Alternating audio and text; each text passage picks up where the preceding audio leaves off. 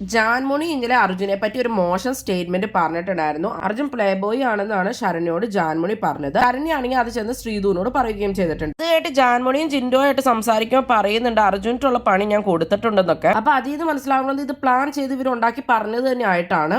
അർജുന് ജാൻമണിക്ക് നേരത്തെ അറിയാം, പക്ഷെ പ്രൊഫഷനായിട്ട് ബന്ധപ്പെട്ട് ജസ്റ്റ് അറിയാമെന്ന് മാത്രമാണ് പറഞ്ഞിട്ടുള്ളൂ, അല്ലാണ്ട് കാര്യമായിട്ടൊന്നും അറിയില്ല.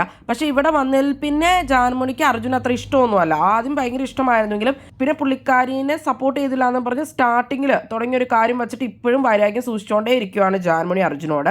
പിന്നെ ജാൻമണിക്ക് ശ്രീധുവിനെ വലിയ കാര്യമാണ്. ശ്രീധുവിനെ അർജുനെയും തമ്മിൽ തെറ്റിക്കാനും അർജുനെ മോശമായിട്ട് ചിത്രീകരിക്കാനും ആയിരിക്കണം ജാൻമണി ഇതിലൂടെ ശ്രമിക്കുന്നത്. ജാൻമണി നമുക്ക് നോക്കിയറിയാം, ഇപ്പൊ എല്ലാ ടാസ്കിലും അർജുന്റെ പേര് പറഞ്ഞിട്ട് അർജുനെ നോമിനേറ്റ് ചെയ്യും, കാര്യങ്ങളൊക്കെ ചെയ്യും, മോശമായിട്ട് ചിത്രീകരിക്കുന്ന കാര്യങ്ങളിലൊക്കെ അങ്ങനെയൊക്കെയാണ് ജാൻമണി കളിക്കുന്നത്. അർജുൻ പക്ഷെ പുള്ളിക്കാരി എന്ന് പറഞ്ഞാൽ അങ്ങനെ വലിയ കാര്യമായിട്ടൊന്നും എടുക്കാറില്ല. ശ്രീധുവിനോട് ഇവരത് പറഞ്ഞു കഴിയുമ്പോൾ ശ്രീധു അത് അർജുനായിട്ട് ഡിസ്കസ് ചെയ്യില്ല എന്ന് ഇവർക്ക് ഉണ്ടായിരിക്കാം. അല്ലെങ്കിലും ശ്രീധു എല്ലാ രഹസ്യങ്ങളും പറഞ്ഞു കഴിഞ്ഞാൽ സൂക്ഷിക്കുന്നൊക്കെ അവിടെ പറയുന്നേക്കാറുണ്ട്.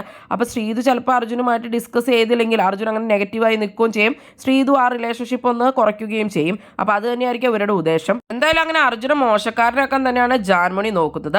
അപ്പൊ ഈ കാര്യം ലാലേട്ടൻ ചോദിക്കണം എന്നുള്ള രീതിയിൽ ഇപ്പൊ സോഷ്യൽ മീഡിയയിൽ ചർച്ചകൾ നടക്കുന്നുണ്ട്. എന്നാലും നിങ്ങൾക്ക് തോന്നുന്നത് ജാൻമണി മനഃപൂർവ്വം അർജുന മോശക്കാരനാക്കാൻ ശ്രമിക്കുകയാണോ? അതുപോലെ തന്നെ സിബിൻ പറയുന്നുണ്ടായിരുന്നു ഋഷിയോട് അർജുൻ ചീപ്പാണെന്നൊക്കെ. ഇവര് രണ്ടുപേരും അർജുനെയാണോ ടാർഗറ്റ് ചെയ്യുന്നത്? എന്തായാലും നിങ്ങളുടെ അഭിപ്രായങ്ങൾ കമന്റ് ബോക്സിൽ കമന്റ് ചെയ്യുക. കൂടുതൽ ബിഗ് ബോസ് വീഡിയോകൾക്കും ബിഗ് ബോസിന്റെ ലേറ്റസ്റ്റ് ലൈവ് അപ്ഡേറ്റ്സിനുമായിട്ട് ഈ ചാനൽ സബ്സ്ക്രൈബ് ചെയ്യണേ, സപ്പോർട്ട് ചെയ്യണേ. അടുത്തൊരു വീഡിയോയുമായി ഉടനെ കാണാം.